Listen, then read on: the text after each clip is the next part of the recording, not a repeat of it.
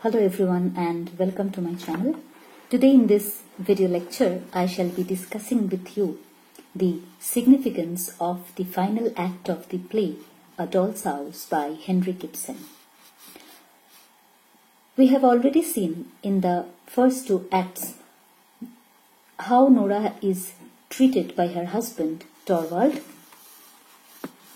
and how everything on the surface appears to be very simple, appears to be very happy as far as their relationship is concerned. But as we progress, we find that it is not, the relationship is not what it seems to be, what it appears to be. Rather, we find that there is quite superficiality in the relationship that they share with each other. In fact, Nora is looked upon as a frivolous woman, a spendthrift woman who doesn't pay any concern when it comes to spending money, and moreover we find that she is addressed as a skylark, a lark, a squirrel, which shows how her husband Torvald simply through his treatment reduces her individuality to a mere pet. So Nora appears to be a mere entertainer for her husband Torvald, because Torvald never wants Nora to come out of this role. He wants her to continue to play the role of his wife the way he wants, and therefore Nora also appears to be quite satisfied with the kind of role that she plays, whether it is the role of a mother or it is the role of a wife, and she is very concerned about her husband. On the contrary to what Torvald thinks of Nora, we as readers find that Nora is quite capable of taking decision in her life. Not only that, she is also able to take a difficult decision if the situation demands, because that's what happens in her life when it comes to saving Torvald's life. She is the one who, without caring or without paying any attention to law and as well as the consequences of her action, simply forges the signature of her father, which at the same time shows her responsibility as a daughter, and it also reflects how much she cares for her father, because since at that time her father was lying on his deathbed, she simply did not want to bother him about Torvald's sickness, and she did not even want him to know that Torvald was really seriously sick. So what she did, she simply raised a loan and forced the signature of her father, because the loan giver wanted someone to be the guarantor.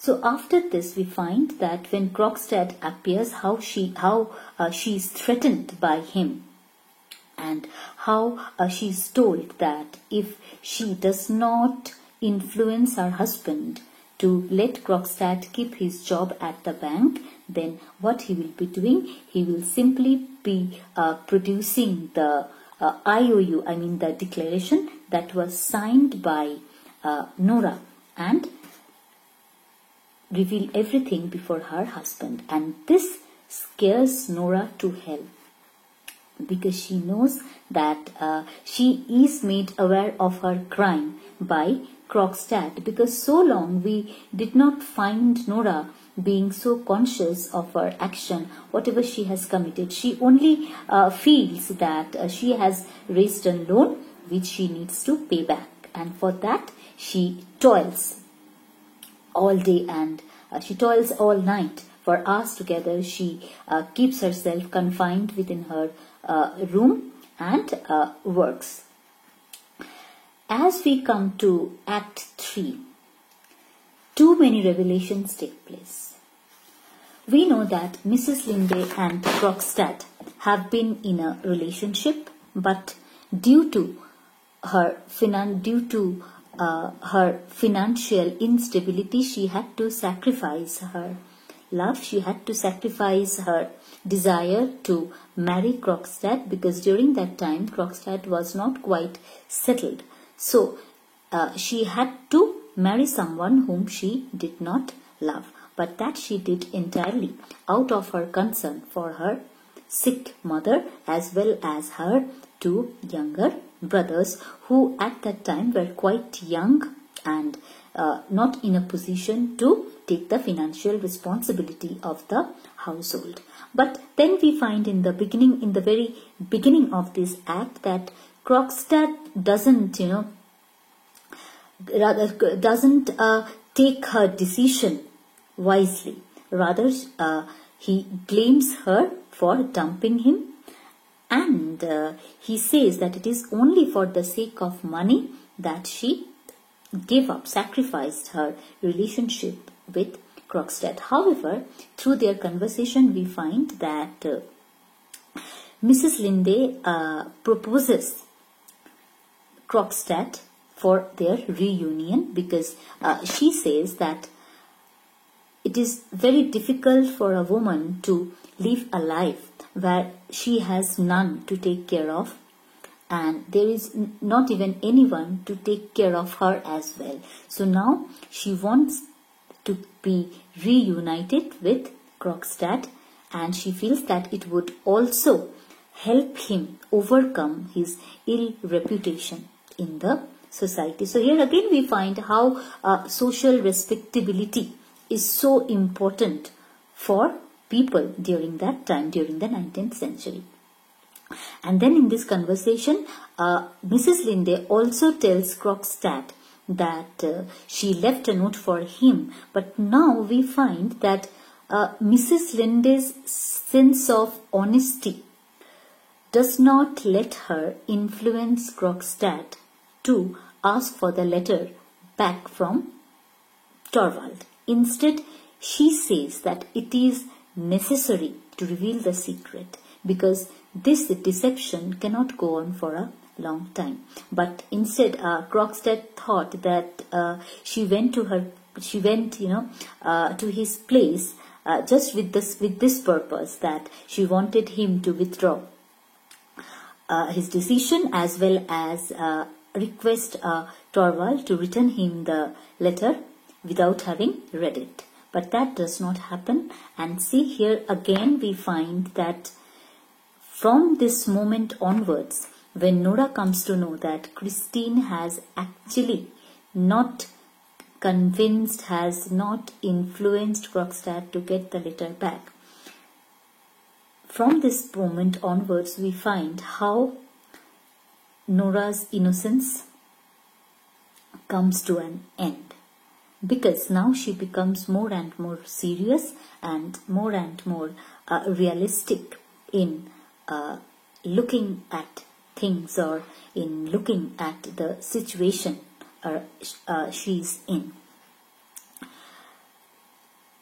So one part that becomes clear is that the relationship between Krogstad and Christine is going to be renewed. So on one hand we find their relationship is on the verge of getting renewed, and on the other hand we find the relationship between Torvald and Nora, which appeared to be so happy, which appeared to be so satisfied, is almost on the verge of getting crumbled. And it is in this final act we find Nora's metamorphosis. We find Nora's transformation, drastic transformation. So long she has been expecting a miracle, a kind of heavenly intervention, because she always felt, in fact it is because of her confidence, because of her faith in Torvald, that she always felt that Torvald would take the entire responsibility of the blame upon his own shoulder in order to save Nora, just as he always claimed, because we had already seen in the in his speeches, that in one of his speeches, that if any such thing, if any such crisis appears in their life, he'll be the first one to take the entire thing on his own shoulder. And then he also says that he'll be, or maybe they will share it together since they are husband and wife. But when the actual situation emerges, we find Torvald being completely selfish. We get to see the complete selfish side to his nature. Because after the secret gets revealed to him, after he reads the letter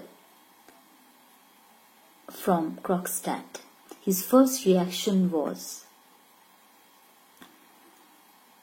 his social reputation will be at stake because of a man who is much below him in social status.